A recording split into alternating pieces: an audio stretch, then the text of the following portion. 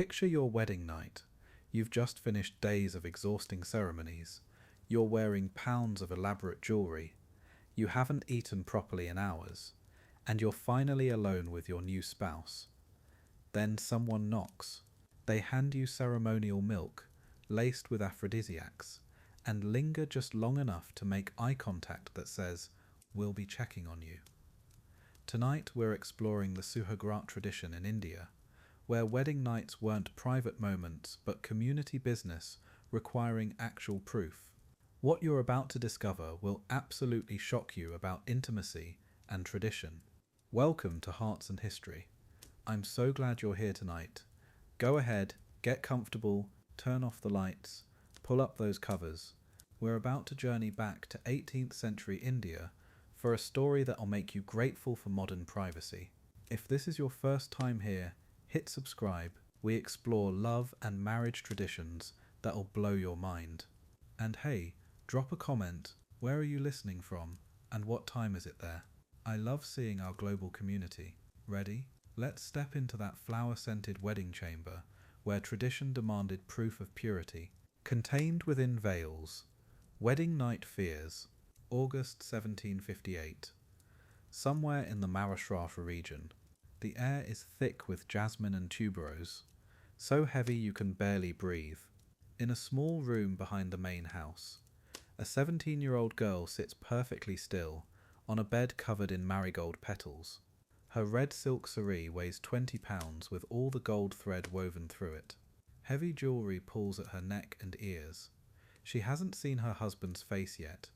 Won't until he lifts this veil covering her completely. She's been waiting here for 2 hours. The white sheets beneath her feel like judgment. Her name is Kamala. 3 days ago, she was playing with dolls in her father's house. Now she's a wife. Arranged marriage. Their families negotiated for 8 months, while she learned household management and embroidery. She met her husband exactly once. Chaperoned, barely exchanged 10 words. He seemed kind enough, 22 years old, works in his father's textile business. But kindness during a formal meeting doesn't tell you how someone behaves in private. Behind closed doors.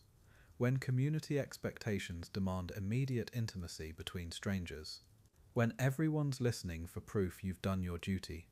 The flower decorations weren't just pretty. His younger brothers spent 4 hours this afternoon stringing jasmine, roses, rajnigandha, every bloom chosen specifically. Jasmine for desire, tuberose to stimulate passion, marigolds for fertility and prosperity. The scent was supposed to relax her, make her receptive. Ancient Ayurvedic wisdom passed down through generations. But right now, the overwhelming fragrance just makes her dizzy. Her stomach churns from nerves and 3 days of eating almost nothing during the endless wedding ceremonies. The flowers feel like they're suffocating her beneath this heavy veil. Those white sheets, that's what terrifies her most. Her mother explained everything yesterday morning, whispering in the kitchen while preparing wedding sweets. Tomorrow night there must be blood, proof of purity. His mother will inspect the sheets the next morning, looking for the right stains in the right places. If there's nothing, Kamala's family would face disgrace. She could be sent home, unmarriageable. Her younger sister's prospects would be ruined. An entire family's honour resting on a thin membrane that could break from riding horses or climbing trees. Biology holding her future hostage. Footsteps outside the door. Her heart hammers against her ribs. This is it. The handle turns slowly, respectfully. Traditional grooms were taught to enter quietly, showing reverence for this sacred moment. She hears him breathing, nervous too. Good. Maybe nervous means gentle. He sits on the bed beside her, careful not to disturb the flower arrangements. Whispers her name. Kamala. The first time he said it, his voice shakes slightly. In the Vedic tradition, this moment, the unveiling, it's called dikhai, face showing, the bride's beauty revealed to her husband for the first time. Except beauty matters less than what comes after. His hands lift her veil slowly. The gungat slides back, heavy silk falling around her shoulders. She keeps her eyes down, modest, like her mother taught her. He's supposed to give her a gift now, jewelry, usually. Something gold to show he accepts her, will care for her. A Mangal Sutra maybe, or bangles. He produces a small box, silver, intricate engravings. Inside, pearl drop earrings. Beautiful. His grandmother's, he whispers. She manages to smile, terrified but trying. This part could be romantic if you forget what's coming. If you ignore the performance required, the proof expected, the blood-stained sheets tomorrow morning. A soft knock interrupts. His sister's voice through the door. The milk. She enters carrying a silver tray with 1 glass of warm golden liquid. Saffron milk, prepared by his mother with cardamom, almonds, fennel, and herbs, whose names Kamala doesn't know but whose purpose she understands. Aphrodisiacs. Energy. Courage, maybe. They're supposed to share this, taking turns. Symbolic unity, but also practical. They'll need strength for what comes next. His sister lingers just long enough to make the expectations clear, then disappears. The door closes. They're alone. Finally, unfortunately, the milk tastes like expensive spices and inevitable destiny. What happened next varied enormously between couples. Some, if fortune favoured them, found gentleness and even genuine connection. Patient husbands who spoke softly, tried to ease fear, made intimacy as comfortable as possible.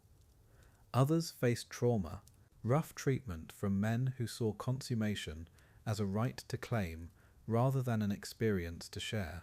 Kamala's husband falls somewhere between, kind but awkward, inexperienced himself, trying to be gentle but driven by family pressure and social expectations. The night unfolds with whispered apologies, careful movements, and the awful awareness that white sheets beneath them will be inspected tomorrow. Morning arrives with the sound of women's voices in the courtyard. His mother and aunts waiting. Kamala lies still, sore, exhausted, staring at the crumpled white linen beneath her. There are stains, small ones but enough, proof of the night's success. Her purity verified, marriage consummated, duty fulfilled. Relief floods through her, followed immediately by shame that her most intimate moment has become evidence for community inspection. This is the Suhagraat tradition, romance wrapped in surveillance, love shadowed by the need for proof. Beautiful flowers couldn't mask what was fundamentally a transaction requiring verification. Unveiling the unknown, the dikhai ritual. Picture this. You've just married a complete stranger. You're sitting on a flower-covered bed, face hidden behind layers of silk and gold thread, waiting. Your heart's pounding. Everything depends on this moment. In traditional Hindu culture, the dikhai wasn't just romantic theatre. It was the first real moment between husband and wife, when he would lift your veil and see your face for the very first time. The anticipation was crushing. The marriage chamber had been prepared for hours by the groom's cousins and brothers. Jasmine garlands draped everywhere, rose petals scattered across white sheets. The scent was almost overwhelming, tuberose and rajnigandha hanging in thick perfumed air. But those flowers weren't just decoration. Traditional families believed jasmine and tuberose were natural aphrodisiacs. The intense fragrance was meant to stir desire in two terrified strangers about to become intimate. Pretty calculated when you think about it. The bride would enter first, heavy silk saree rustling, gold jewellery weighing down her shoulders and neck, but the most important thing, her gungat, the thick veil covering her entire face. In some regions, this veil was so heavy and opaque she could barely see through it. She'd sit on the edge of the marriage bed and wait, sometimes for minutes, sometimes for an hour, completely hidden, anonymous, while her new husband finished his family obligations downstairs. Think about that waiting period. You're 18 years old, maybe younger. You've never been alone with a man who wasn't family. Your wedding saree is so heavy you can barely move. The jewellery is cutting into your skin. You haven't eaten properly in 2 days because of all the ceremonies. And now you're sitting in darkness behind a veil, listening for footsteps, knowing everything about your future depends on what happens when this stranger finally sees your face. When the groom finally entered, the real ritual began. He'd approach slowly, respectfully, in the best cases, impatiently in others. The dikhai moment itself was incredibly formal. He couldn't just yank the veil off. There were proper ways to lift it. Slowly, carefully, starting from one corner and drawing it back like a curtain. In that moment, both their lives changed forever. He was seeing the woman he'd live with for the next 60 years. She was meeting her fate. Some regions used mirrors instead of direct unveiling. The groom's sister would hand him a small ceremonial mirror. He'd hold it up to catch his bride's reflection first, seeing her face in the glass before looking directly at her. This was supposed to ward off evil spirits and bad luck, but honestly, it probably just gave both of them an extra moment to process what they were seeing. A stranger becoming family in real time. No going back. After the unveiling came the gift. The groom would present jewellery, usually a necklace or bangles his mother had selected. This wasn't romantic spontaneity, it was ritual acknowledgement. By accepting the gift, the bride confirmed she accepted him as husband.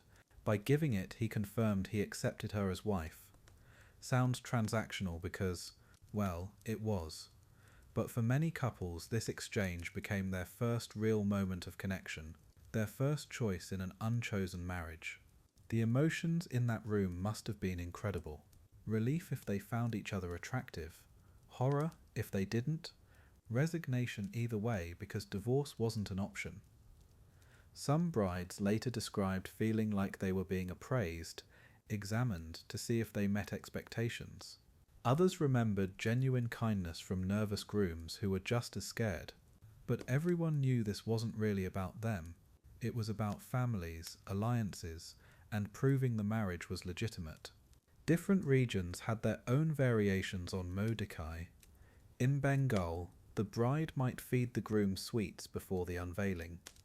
In Rajasthan, he'd have to find her among several veiled women, a test of recognition or divine guidance. Some families included prayers or mantras during the unveiling, making it a religious ceremony. Others kept it simple and quick, but everywhere the meaning was the same. This was the moment arranged strangers became husband and wife in their own eyes. What's fascinating is how this ritual tried to create intimacy on command. The flowers, the ceremonial atmosphere, the formal gift exchange, it was all designed to generate romantic feeling between people who had no reason to feel romantic. And sometimes it actually worked. Couples would later say their love story started in that unveiling moment. But for others, dikhai just highlighted how artificial their entire situation was. Romance by arrangement, connection through ceremony. Once the faces were revealed and gifts exchanged, the real pressure began. Because dikhai wasn't the end of the wedding night rituals, it was just the beginning. Next came the milk ceremony, the special drink that would give them energy for what everyone expected to happen next. And outside that decorated room, family members were waiting, listening, expecting proof by morning that this marriage was real and properly consummated. The unveiled faces were just the start. Drowning in milk, a prelude to intimacy. Picture the moment. You've survived the ceremony, the unveiling, the awkward gift exchange. Now there's a knock at the door. Your mother-in-law enters carrying a brass tumbler filled with warm golden milk. The smell hits you immediately, saffron, cardamom, something floral you can't quite identify. She smiles, sets it down between you and your new husband, and says exactly 4 words.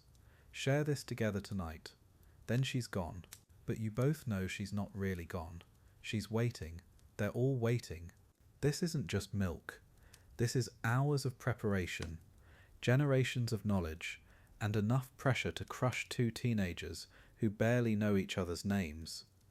The preparation started that afternoon while you were getting dressed. Your mother-in-law, maybe your new sister-in-law, grinding almonds by hand, heating fresh buffalo milk slowly, so slowly, stirring constantly, adding saffron threads one by one, cardamom pods cracked fresh, fennel seeds ground fine, every ingredient chosen for a reason, every ingredient carrying weight you can't escape. Saffron for desire. That's what your grandmother whispered when she taught the recipe. Cardamom for energy, almonds for strength, fennel to calm nerves, but also stimulate other things. Each family had their secret additions. Rose petals from Kashmir, ashwagandha root, sometimes opium poppy seeds. Just a pinch, enough to relax but not enough to notice. The recipes passed down through generations of women who understood exactly what this night demanded from two strangers, who knew that sometimes biology needed encouragement, and sometimes courage came in a cup. The presentation ritual itself carried meaning. Who brought the milk mattered. Usually the groom's mother, establishing her authority over both of you. Sometimes his sister. Gentler approach. Never the bride's family. They'd given up their claim to guide this night. The knock always came at the same moment, after the gift exchange but before real conversation could start, timed perfectly to interrupt any natural development between you. The brass tumbler, warm in your hands, the lingering eye contact, the unspoken message, we expect results. Sharing the milk became this delicate dance. Who drinks first? Does the bride wait for permission? Does the groom insist on courtesy? You're both exhausted, overstimulated, probably haven't eaten properly in hours because of wedding chaos. The milk tastes rich, almost medicinal, sweet but with undertones that make you aware of your own heartbeat. You take turns, awkward at first, your lips where his lips just were. This stranger you're supposed to trust with everything, the intimacy of sharing saliva before you've even shared conversation. It's designed to break barriers fast. But here's what they don't tell you about the milk ritual. It wasn't optional romance, it was pharmaceutical intervention. Your new family needed this marriage consummated tonight, not tomorrow, after you've gotten comfortable. Tonight, while the white sheets are fresh and everyone's expectations are clear, the aphrodisiac herbs weren't about pleasure, they were about performance, making sure biological shyness didn't interfere with social requirements, making sure exhaustion didn't delay family honor, the sweetness covering something much more calculated and desperate. Ancient texts justified everything. Kama Sutra described milk preparations for wedding nights. Ayurvedic medicine detailed which herbs enhanced fertility and desire. Religious scriptures emphasized the sacred duty of consummation. The mythology made it beautiful. Gods and goddesses blessed these unions. These special preparations ensured divine favor. But mythology also made it mandatory. You weren't just disappointing your husband if things went wrong. You were failing the gods, risking spiritual contamination, threatening cosmic balance. The warm milk became liquid obligation, sweetened with centuries of expectation. The gap between ritual and reality could be devastating. Bollywood shows beautiful couples sharing ceremonial milk and gazing into each other's eyes with instant love. Real life? Two scared teenagers choking down saffron milk while knowing their in-laws are counting minutes outside the door. The herbs might work or might just make you nauseous from stress. The saffron might inspire desire or might remind you that you're being medicated for someone else's comfort. Romance and coercion mixed together until you couldn't separate them anymore. Think about that moment of realization. Sitting there with your new husband, both of you understanding what the warm milk really meant. Not just drink this together, but perform for us tonight. The sweetness becoming cloying, the warmth becoming oppressive, your mother-in-law's smile taking on different meaning. She wasn't blessing your romance, she was dosing you for duty. The flowers, the gold jewelry, the the careful preparation, all of it designed to ensure one outcome: your compliance, his performance, their verification tomorrow morning when they check the sheets. The family's role didn't end with milk delivery. They waited, listened, calculated timing. If things got too quiet, someone might knock again. Is everything all right? Meaning, why aren't you performing yet? If you took too long to finish the milk, it might be interpreted as resistance. If your husband seemed hesitant, questions about his masculinity would start by morning. The milk created this bubble of forced intimacy, but the bubble had walls made of family expectation. Privacy that wasn't really private, romance that wasn't really choice. As the last drops of milk disappeared, reality settled in. The ceremonial part was ending. The part they'd all been preparing you for was about to begin. Your heavy wedding clothes suddenly felt suffocating. The flower-covered bed looked less romantic, more like a stage. The white sheets beneath you weren't decoration, they were evidence collection. The milk warm in your stomach, herbs starting their work, whether you wanted them to or not. Two strangers, medicated and monitored, expected to create intimacy on command. The sweetness was over, the drowning was about to begin. Bed of thorns, the delicate aftermath. Dawn breaks through the decorated marriage chamber. The flowers from last night, they're wilting now. Jasmine petals scattered across the floor. The ceremonial milk glass sits empty on the bedside table.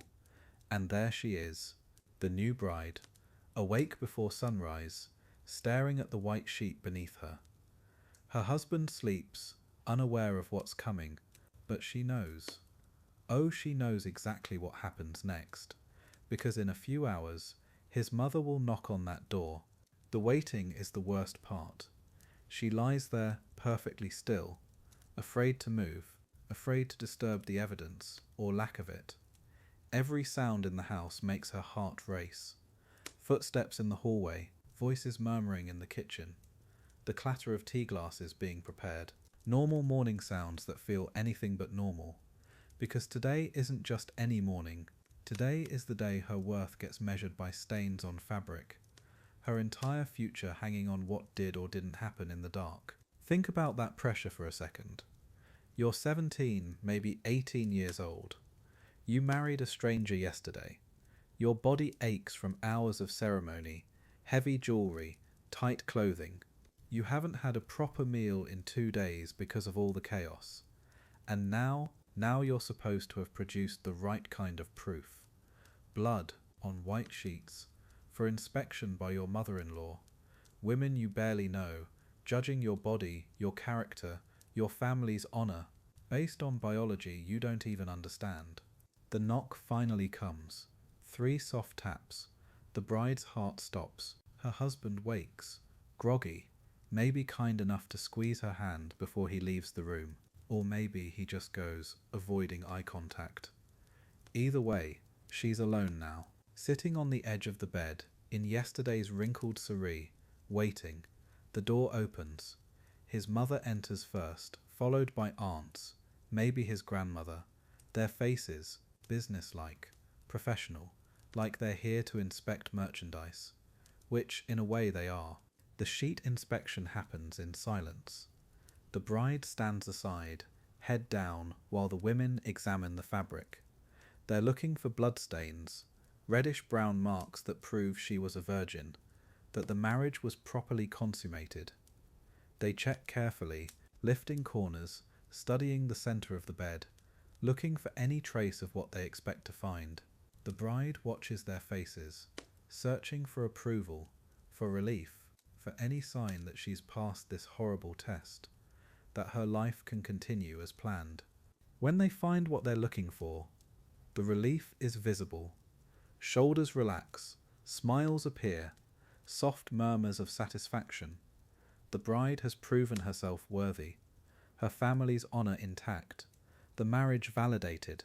The mother-in-law might even pat her shoulder approvingly. Good girl, she might say. And the bride, she smiles back, grateful. Grateful to have satisfied requirements she had no control over.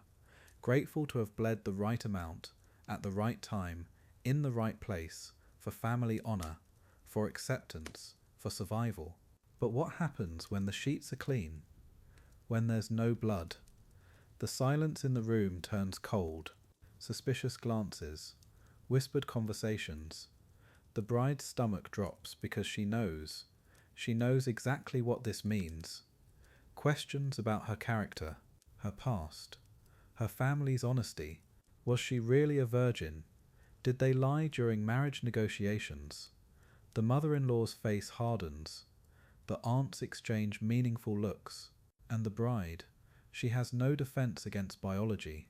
She doesn't understand. No way to prove innocence when her body didn't cooperate. Here's what makes this even more heartbreaking. Modern medicine tells us that roughly half of women don't bleed during first intercourse. Hymens vary wildly. Some break from normal childhood activities, riding bikes, climbing trees, just living life. Others are naturally elastic and stretch instead of tearing. It's completely normal, natural biological variation.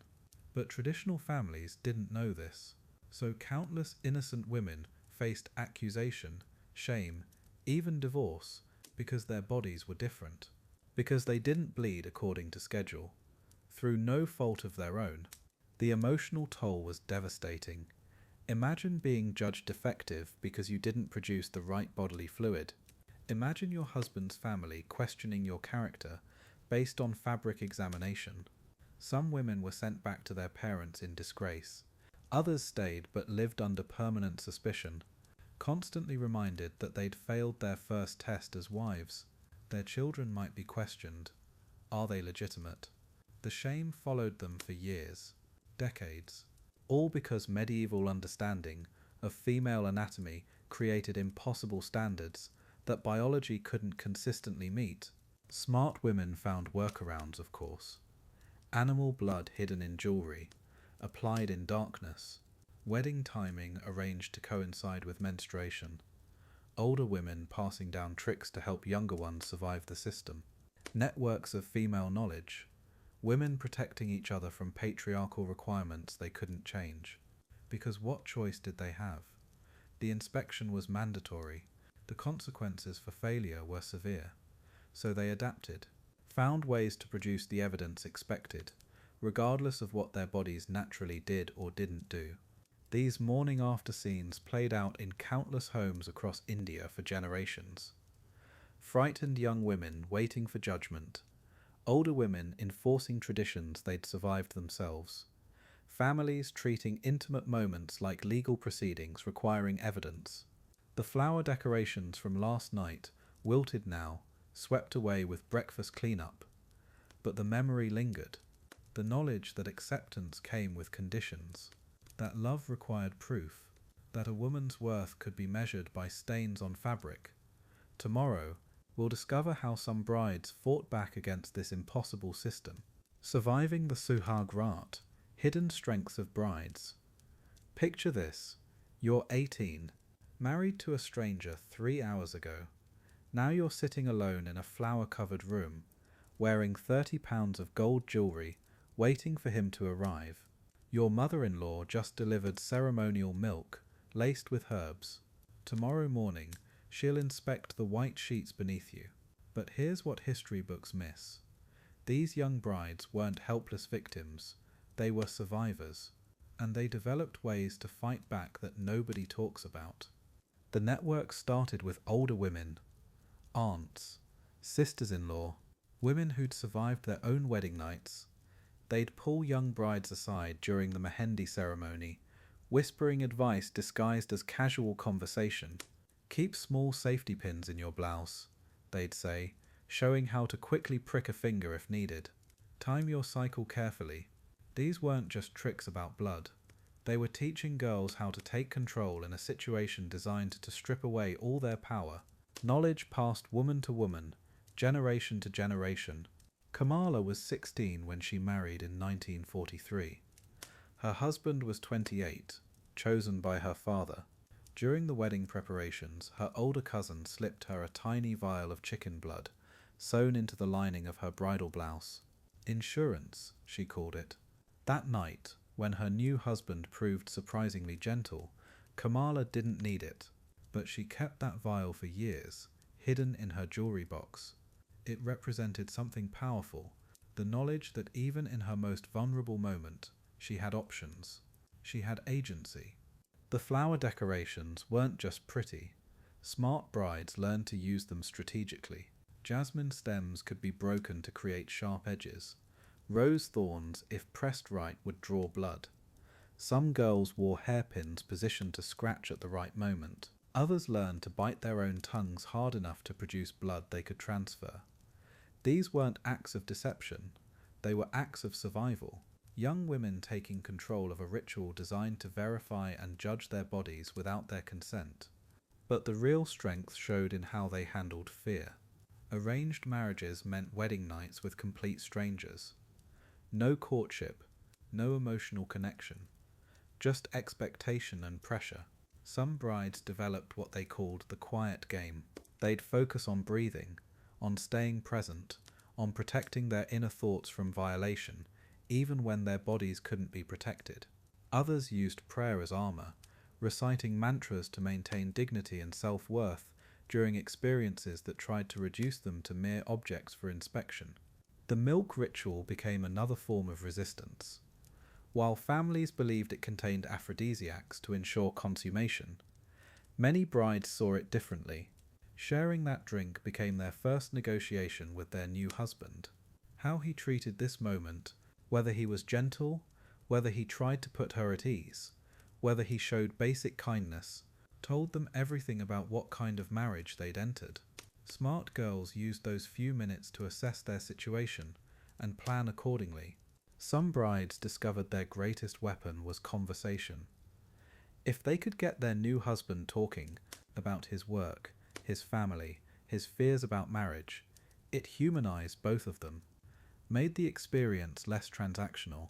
One woman from Punjab told her granddaughter how she spent her entire wedding night asking her husband about his favorite foods, his childhood, his dreams. They never consummated the marriage that first night, but they built something more valuable, a foundation of actual communication that lasted 60 years. The clever ones learned to read the room before their husband arrived. How thick were the walls? Could family members hear conversations? Was there a window? A lock on the door? They'd mentally map escape routes, not because they planned to run, but because knowing options existed gave them psychological strength.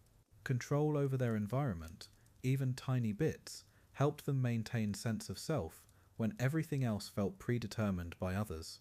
Regional variations created different opportunities for resistance. In Bengali families, brides often wore keys sewn into their saris, keys to their father's house, symbolizing they still had somewhere to go if marriage became unbearable.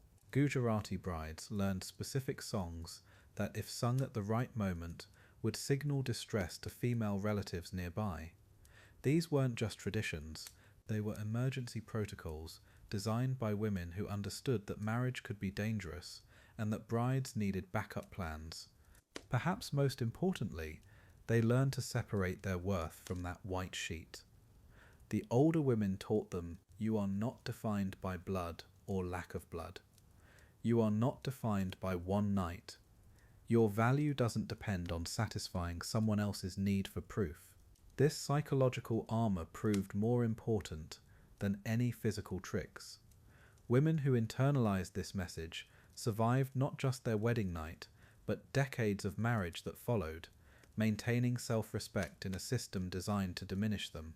These survival strategies created an underground network of female wisdom that persisted for generations. Mothers taught daughters, aunts guided nieces. Even strangers would help each other, sharing information about gentle versus rough husbands, about which families treated daughters-in-law well, about how to navigate the early years of arranged marriage. They built community in isolation, strength in vulnerability, agency in powerlessness. Their hidden resistance changed nothing about the system, but it changed everything about their ability to survive within it. Grooms, the forgotten victims. Here's what nobody talks about: the boys. Yeah, we've heard plenty about terrified brides sitting veiled on flower beds, but what about the 17-year-old grooms? Picture this kid. He's exhausted from 3 days of ceremonies, hasn't eaten properly, wearing heavy silk that's making him sweat. His uncles keep slapping his back, making crude jokes about tonight. His mother pulls him aside with that serious look. Everything depends on the next few hours. He's never been with a woman. Tonight he has to perform, with family listening. Think about the pressure. Everyone's watching him. His father spent months negotiating this marriage, probably went into debt for the dowry payments. His family's reputation rides on tonight going well. The bride's family expects him to be gentle, but also effective. Prove the marriage was consummated. Prove he's a real man. Oh, and do it perfectly the first time, with zero experience, while wearing jewellery that's cutting into his neck and a turban that weighs 5 pounds. The poor kid's hands are probably shaking as he walks to that flower-decorated room. His brothers decorated the room earlier, making endless jokes while stringing jasmine flowers everywhere. They kept nudging him, asking if he needs advice, like any of them actually know what they're talking about. The room reeks of tuberose and roses, supposedly aphrodisiacs. Right, because what this scared teenager needs is more stimulation. The white sheets on the bed aren't just decoration. Everyone knows what they're for. Tomorrow morning his mother and aunts will inspect them, looking for proof. Bloodstains, evidence he did his job and his bride was acceptable. The pressure is insane. Then comes the milk ritual. His sister knocks on the door with that ceremonial glass of warm milk loaded with saffron and supposed aphrodisiac herbs.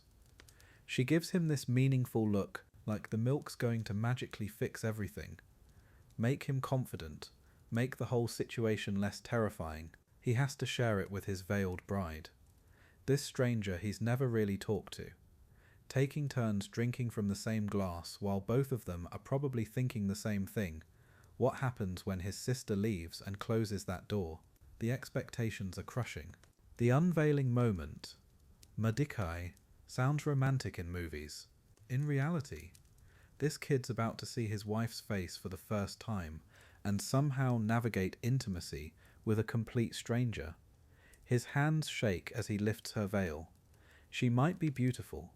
She might not be. Either way, he has to pretend this is magical, while his stomach churns with anxiety. He gives her the mandatory jewelry gift. She keeps her eyes down, terrified. They're both children playing adult roles they don't understand, and everyone expects them to figure it out. Tonight, no pressure, right?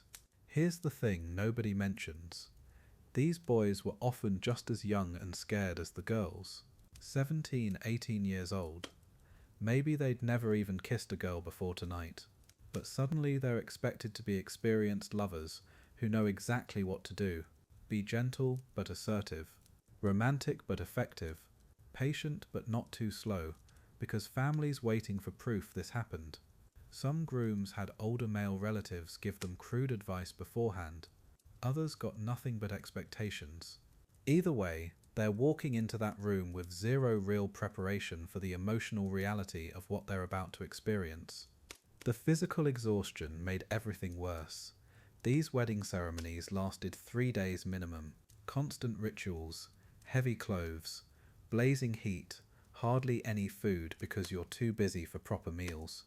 By the wedding night, both bride and groom are running on fumes, but somehow this teenage boy is supposed to be a tender lover and passionate husband, while dead tired and overwhelmed. His elaborate turban gives him a headache. The gold jewelry keeps catching on everything. His silk dhoti is soaked with sweat, and now he's supposed to be romantic and successful in bed? The whole setup was designed to fail. Let's talk about the family pressure. His relatives aren't just nearby, they're listening, waiting, making sure things happen properly. Some families literally stationed people outside the door to ensure consummation occurred. The groom knows his uncles and cousins are probably making bets about how long it takes. His mother's probably pacing, worried about family honour. Tomorrow she'll inspect those sheets with the other women, and if there's no blood, he failed. His bride failed. The whole family's reputation suffers. That's what's going through this kid's head during what should be an intimate moment. The masculinity test was brutal. Fail to consummate the marriage and you're not a real man. Be too gentle and you're weak. Be too rough and you're cruel. Take too long and people question your virility. Finish too quickly and you're inexperienced. There was literally no way to win. These boys carried the weight of proving their manhood while being kind to a terrified stranger who might be just 14 years old. Some grooms cracked under the pressure, becoming harsh just to get through it. Others tried desperately to be gentle and ended up traumatized themselves by the experience. Some grooms tried to make it better. They'd talk to their brides first, try to calm their fears, explain what was expected, but promise to be patient.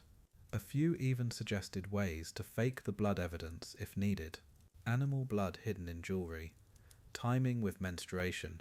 These young men understood the impossible situation and tried to protect their wives from the worst of it. They'd speak softly, move slowly, check if she was okay.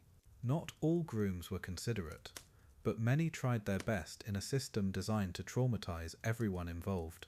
That kindness took real courage. The aftermath haunted many of these young grooms for years. They'd been forced to claim their wives' bodies while knowing the women were terrified. That's not how you want to start a marriage. Some couples eventually found genuine love despite the traumatic beginning. Others lived with the guilt and awkwardness forever. Many men later spoke about feeling like perpetrators, even when they tried to be gentle. The system victimized everyone, brides and grooms alike. These forgotten boys carried their own scars from wedding nights that demanded they perform masculinity at the expense of human decency. Both sides suffered under impossible expectations. Under the veil, intimacy and apathy. Picture this. You've just married a complete stranger. You're exhausted from 3 days of ceremonies, wearing jewelry that weighs 15 pounds, and you haven't eaten anything substantial since yesterday morning. Now you're sitting alone in a flower-covered room, face completely veiled, waiting for your new husband to enter and, well, consummate the marriage, while his relatives wait outside, expecting proof by morning. This was the Suhagraat, the traditional Hindu wedding night, and it gets more complicated than you think. The preparation started hours before the couple even entered the room. The groom's younger brothers and cousins would spend the afternoon stringing thousands of flowers, roses, jasmine, tuberose, creating these incredibly elaborate decorations. But this wasn't just about making things pretty. Many of these flowers, especially jasmine and tuberose, were believed to be natural aphrodisiacs. The scent alone was supposed to stimulate desire and help nervous newlyweds overcome their fear. Some families would spend more on flowers for one night than most people earned in months. Then came the bedsheets. Fresh white linen, inspected carefully by the groom's mother and aunts to make sure they were pristine. No stains, no marks, completely clean. Everyone knew why. These sheets would be examined the next morning for bloodstains, proof that the bride was a virgin and the marriage was properly consummated. In some regions they used bright-coloured sheets instead, because blood showed up better against the lighter fabric. The whole family understood what those sheets meant, and the pressure that created was intense. The bride entered first, still wearing her heavy wedding saree and all that gold jewellery, but the most important part was her gungat, the veil covering her face completely. She'd sit on the flower-covered bed and wait, sometimes for minutes, sometimes for over an hour, depending on when the groom finished his own family obligations. During this time she was expected to remain perfectly still, head bowed, embodying feminine virtue. Her nervousness was actually valued. It proved her modesty and purity. Can you imagine that waiting? When the groom finally entered, the dikhai ritual began. He'd approach his veiled bride and carefully lift the veil to see her face, possibly for the first time ever. In some regions, he'd use a special mirror handed to him by his sister, looking at her reflection first to ward off evil spirits. Once he unveiled her, he'd present a gift, usually jewelry, symbolizing his acceptance. This moment gets romanticized in movies, and maybe for some couples it was genuinely sweet, but the power dynamics were complicated. Then someone would knock on the door, usually the groom's mother or sister, carrying a ceremonial glass of warm milk. But this wasn't ordinary milk, it was specially prepared with saffron, cardamom, fennel, almonds, sometimes exotic Ayurvedic herbs, every ingredient chosen for specific properties. Saffron to increase desire and stamina, fennel and cardamom for energy, almonds for strength. The couple was expected to share this milk from the same glass, taking turns drinking. The aphrodisiac herbs might have been psychological, but the energy boost was real. After the milk was consumed, the family member would leave, closing the door, but the privacy came with clear expectations. Consummation was required that night. Delay wasn't acceptable, except in extraordinary circumstances. This made the marriage legally binding under Hindu law, demonstrated the groom's virility, and most importantly, would provide the proof family members expected to see tomorrow morning. For many couples, this was their first time alone together, ever. Two strangers expected to immediately become intimate, while knowing people were waiting nearby, listening. What happened next varied enormously. Some couples, if they'd met before or felt attraction, might genuinely connect. But many faced traumatic experiences. The bride, often a teenager, would be terrified, in pain from heavy jewelry, exhausted from days of ceremony, now expected to have sex with a stranger. The groom faced pressure to perform successfully, prove his masculinity, consummate properly, or face questions about his virility. Some grooms were patient and kind, others weren't. The bride's first sexual experience could be gentle or absolutely brutal. Morning brought the inspection. The groom's mother and other female relatives would enter after the couple left and examine those white sheets, looking for bloodstains indicating the hymen had torn, proof of virginity and consummation.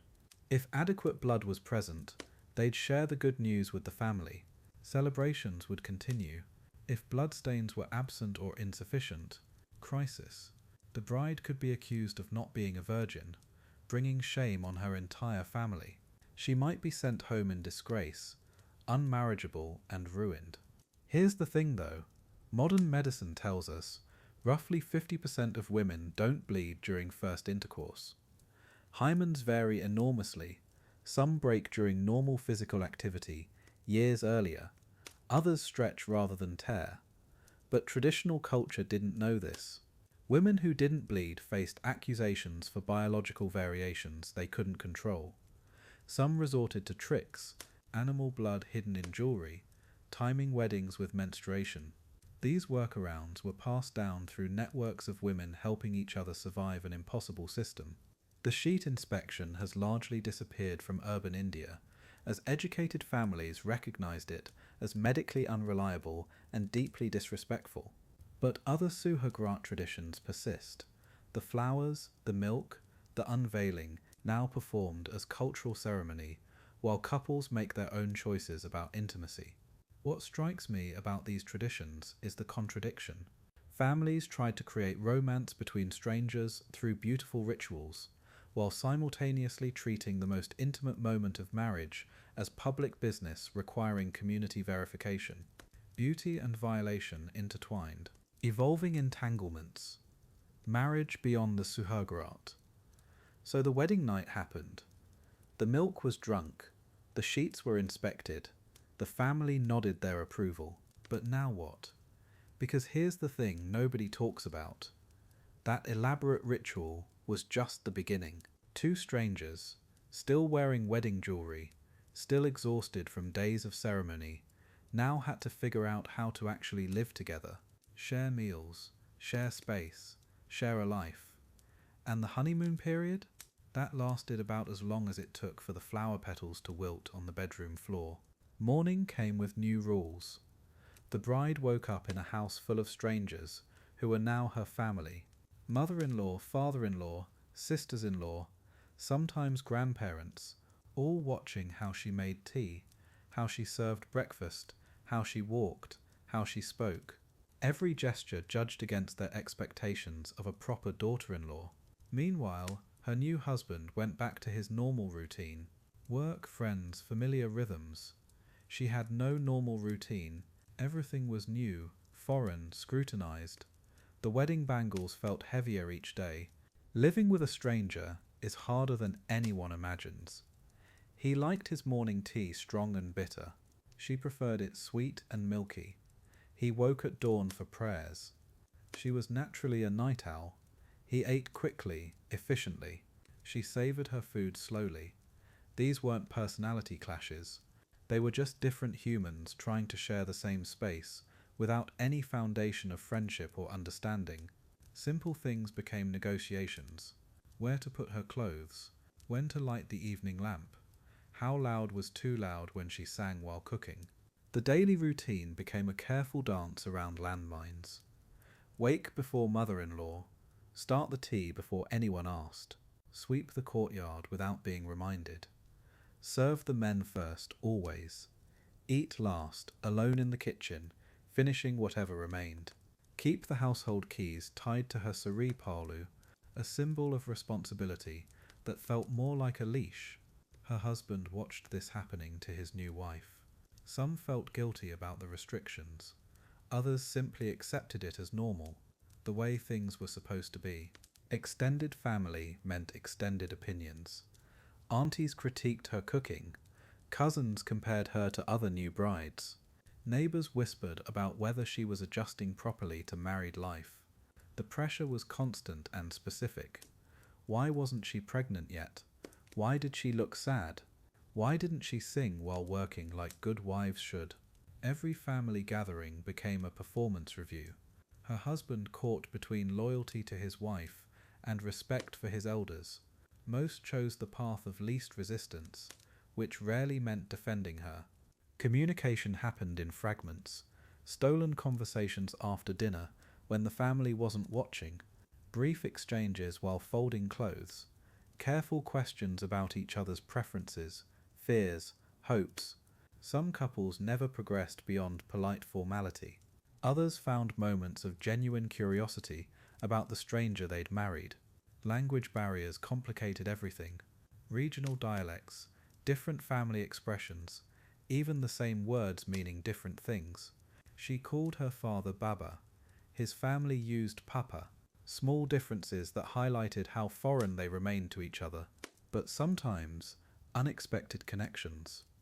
He noticed she hummed a particular song when nervous, and started humming it too, making her smile. She learned he liked extra ghee on his rotis, and started adding it without being asked. Small kindnesses that had nothing to do with duty. A glass of buttermilk brought without request on a hot afternoon. A favourite book shared quietly. These moments felt revolutionary in houses where arranged marriage was business transaction. Brief glimpses of what partnership might feel like if given space to grow. Reality hit in waves. The romantic movies lied. Marriage wasn't endless flower petals and shared glances. It was mundane, difficult, sometimes deeply lonely. She missed her mother's cooking, her sister's laughter, her own room where she could close the door and just breathe. He missed the simplicity of bachelorhood, making decisions without consulting anyone, coming home to quiet instead of household drama. Both mourned freedoms they hadn't realized they valued until they were gone. Yet divorce wasn't an option. This was life now. Intimacy evolved slowly, if at all. Those early encounters, duty-bound and scrutinized, gave way to something more complex. Some couples found genuine physical affection over time. Others maintained distant politeness, sharing beds but not much else. Pregnancy changed everything, bringing new pressures, but also new purpose. The arrival of children created bonds that romantic love never had. Shared responsibility, shared worry, shared joy in tiny milestones. Partnership born from necessity rather than passion, but partnership nonetheless. Compromise became the language of survival. She learned to enjoy stronger tea. He learned to appreciate her slower pace with meals. They developed shorthand for navigating family politics, subtle signals about when to speak up, when to stay silent, when to support each other publicly. These small accommodations weren't romantic, but they were practical. Building a life meant constant negotiation between two different sets of habits, expectations and dreams. Success measured not in passion, but in peaceful coexistence. Years later, some of these arranged couples looked back with genuine affection. Not the lightning strike love of movies, but something steadier. Built from shared struggles, mutual respect earned over time, and the deep knowledge that comes from weathering life's difficulties together. Others remained strangers who happened to share the same house, but many found something in between: partnership without passion, comfort without romance, a kind of love that grew from commitment rather than attraction, different from what they'd dreamed, but real nonetheless. Romance in retrospect, the taste of time. Geeta laughs now when she tells the story. 73 years old, married for 55 years, sitting in her Mumbai apartment with her husband Raj. "That saffron milk," she says, shaking her head. "I was so terrified I couldn't even taste it." Raj grins. "You spilled half of it on your saree." These are the couples who lived through it, the ones who can look back now and find humour in what felt like impossible circumstances. Their stories paint a different picture. When you interview couples married 40, 50, 60 years, the wedding night stories change. The fear becomes funny, the awkwardness becomes endearing. Kamala, 81, married in 1962, remembers hiding behind the flower decorations. "I thought if I stayed perfectly still, maybe he wouldn't notice me." Her husband Ashok chuckles. "She looked like a statue. I had to ask if she was breathing." Time has a way of softening sharp edges, turning trauma into tales they tell their grandchildren. Priya and Mohan, married 52 years. "Still remember that ceremonial milk, cardamom and saffron," Priya says. "I can still taste it." But here's what's interesting. When they tell the story now, they focus on different details, not the fear or the pressure. The way Mohan's hands shook when he lifted her veil, how they both started laughing when neither could figure out how to remove all her jewelry, the human moments that got lost in all the ritual and expectation. Sunita, 79, has a theory about those white sheets.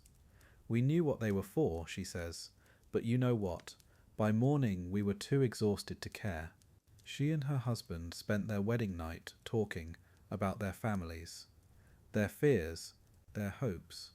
"We never even, she gestures vaguely. "But somehow there was blood anyway, maybe from the heavy jewelry scratching my arms. Nobody questioned it. Sometimes the system worked by accident, not design." The flower decorations feature in every story. Roses, jasmine, tuberoses hanging everywhere.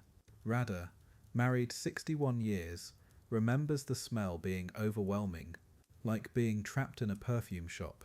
She laughs. "I started sneezing and couldn't stop." Her husband Vikram tried to remove some flowers to help her breathe better. "His mother was horrified," Radha continues. "She thought we were destroying the romantic atmosphere. But honestly, those flowers made everything feel like a funeral arrangement." Here's what they remember most clearly: the waiting. Deepika, 85, talks about sitting on that decorated bed for what felt like hours. "The jewelry was so heavy. The saree was so tight. I kept thinking, when will this be over?" Her husband was stuck in post-wedding celebrations, unable to break away. "When I finally got there," he says, "she was fast asleep sitting up, still veiled. I didn't have the heart to wake her." They spent their first night as strangers sharing a bed, sleeping. The gift exchange stories are sweet now. Harsh, married 59 years, brought his bride a book. "Poetry," he explains. "I thought it was romantic." His wife Meera still has it. Completely inappropriate, she says. But she's smiling.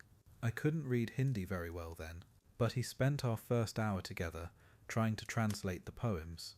Not exactly what the tradition intended, but it worked. It gave them something to do besides stare at each other in terrified silence. The milk ritual gets the biggest laughs now. Usha and Ravi, married 63 years, remember it differently. His sister brought it, Usha says, but she forgot to mention it was scalding hot. Ravi burned his tongue on the first sip. I was trying to be gallant, you know. Take the first taste. Prove I was a good husband. Instead, I'm spitting hot milk all over the flower petals. They both started laughing. That broke the ice, Usha remembers. Finally, something normal and ridiculous happened. What strikes you about these stories? The way memory works. The couples who stayed together, who built good marriages from arranged beginnings, they remember the wedding night as the start of their love story. Not because it was romantic at the time, because they made it romantic later, in the telling and retelling. The fear becomes courage, the awkwardness becomes charm, the impossible pressure becomes just the way things used to be. Memory as collaborative fiction, rewriting history into something bearable. But here's the thing that gets me. These couples aren't lying about the past. They're not pretending it was easy or beautiful. When you talk to them privately, they'll admit the terror, the confusion, the trauma of starting intimate relationships with strangers. What they've done is build something good on top of a difficult foundation. Love that grew slowly, partnership that developed over decades, intimacy that had nothing to do with that first night, and everything to do with the 50 years that followed. Geeta and Raj, where we started, they have advice for anyone facing impossible beginnings. Don't try to be perfect on the first night, Geeta says, or the first year, or the first decade. Raj nods. We're still figuring it out. 55 years later, still learning each other, still surprised by new discoveries. The saffron milk is long forgotten. What remains is the choice they kept making, day after day, to build something together. That's the real romance, time itself, and what people do with it. Beneath saffron suns, a new dawn. Mumbai, 2024. Priya adjusts her silk lehenga and laughs with her new husband, Arjun, as his cousins finish decorating their hotel suite with jasmine and roses. The same flowers their great-grandmothers used, the same saffron milk his aunt will bring in an hour. But here's what's different. No one's checking sheets tomorrow. No one's waiting outside the door. The rituals remain, but the surveillance has vanished. Tonight we explore how tradition evolved without disappearing completely, how love found space within ancient customs. Modern Indian weddings still echo with centuries-old practices. Walk into any five-star hotel during wedding season, and you'll find rooms decorated exactly like those marriage chambers from the 1800s. Marigolds draped across beds, rose petals scattered on white sheets. The same ceremonial milk prepared with saffron, cardamom and almonds. But the young couples sharing these traditions today, they chose each other. They've been dating for years. They're performing rituals their parents remember from arranged marriages, but filling them with completely different meaning. Tradition as choice, not obligation. The sheet inspection disappeared first. By the 1980s, educated urban families quietly abandoned the morning after checks. Too many mothers had learned the medical truth that bleeding doesn't prove virginity. Too many daughters had suffered humiliation for biological variations beyond their control. The practice died without official announcement. Families simply stopped asking questions they didn't want answered. The flowers stayed, the milk ritual remained, but the verification? Gone. Privacy finally became private, a small revolution disguised as silence. What's fascinating is how couples today use these ancient rituals. Take the dikhai, the face unveiling ceremony. In arranged marriages, this was the groom's first glimpse of his bride. Nerve-wracking, potentially devastating if he disapproved. Now, couples who've been together for years perform the same ritual as romantic theatre. He lifts her veil, knowing exactly what beautiful face waits underneath. She gives him jewelry she picked out herself. Ancient forms, modern feelings, tradition as performance art rather than patriarchal control. The saffron milk evolved too. Instead of aphrodisiac necessity for nervous strangers, it became comfort food for exhausted couples. Wedding weeks are brutal. 3 days of ceremonies, hundreds of relatives, elaborate outfits that weigh 10 pounds. By the time newlyweds reach their decorated room, they're running on adrenaline and 3 hours of sleep. That warm milk with cardamom and almonds, perfect. Energy boost and childhood comfort combined. Same recipe, completely different purpose. Survival food for celebration overdose, rather than anxiety remedy for arranged intimacy. But rural India tells a different story. Drive 3 hours outside any major city, and you'll find families still practicing fuller versions of traditional Suhagraat. Not the brutal verification of decades past, but definitely more supervision than urban couples would tolerate. Mothers-in-law still delivering milk personally. Extended family still commenting on timing. The evolution happened unevenly, urban elites gaining privacy, while rural communities maintained oversight. Geography as destiny, progress flowing along economic lines rather than spreading universally. Change, but not everywhere. Social media added unexpected wrinkles. Instagram feeds full of perfectly decorated Suhagraat rooms. Pinterest boards devoted to flower arrangements and milk presentation. Young brides competing to create the most photogenic version of ancient traditions. The same rituals that once happened in private, overseen only by immediate family, now performed for online audiences. Publicity replacing family surveillance, digital pressure instead of patriarchal control. Different oversight, same performance anxiety. Technology preserving traditions while completely transforming their social meaning and cultural context. The most significant change, consent became central. Traditional Suhagraat assumed consummation would happen immediately, regardless of the couple's emotional state or physical readiness. Cultural duty trumped personal comfort.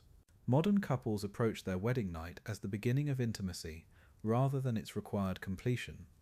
They might spend hours talking before anything physical happens. They might wait days if they're exhausted. Permission replaced expectation. Choice replaced obligation. The flowers and milk remain, but the timeline belongs to the couple alone. What survived tells us something beautiful about human nature. The flower decorations persist because beauty matters, especially during vulnerable moments. The gift exchange continues because marking transitions with generosity feels right. The milk sharing endures because eating together builds connection. People kept the parts of tradition that actually served love and discarded the parts that served patriarchal control. Organic evolution. Communities unconsciously sorting helpful customs from harmful ones.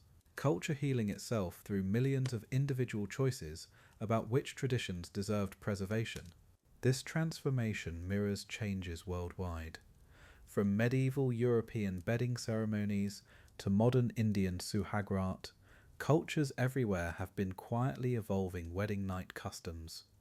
Removing verification, adding consent, preserving beauty while eliminating surveillance, the same human impulses to mark important transitions with ritual, to support nervous couples through overwhelming moments, to celebrate new beginnings with flowers and food and family attention, but filtered through modern understanding of privacy, autonomy and consent. Ancient wisdom updated with contemporary values. Tonight, somewhere in Mumbai, Priya and Arjun are sharing saffron milk their great-grandparents would recognize while making choices those ancestors couldn't imagine. Tomorrow there will be no sheet inspection, no family interrogation, no proof required, just two people who chose each other, supported by traditions that learned to serve love rather than control it. That's the most hopeful thing about studying history. watching humanity slowly, imperfectly, but persistently choose kindness over cruelty. Progress disguised as wedding customs. Sweet dreams,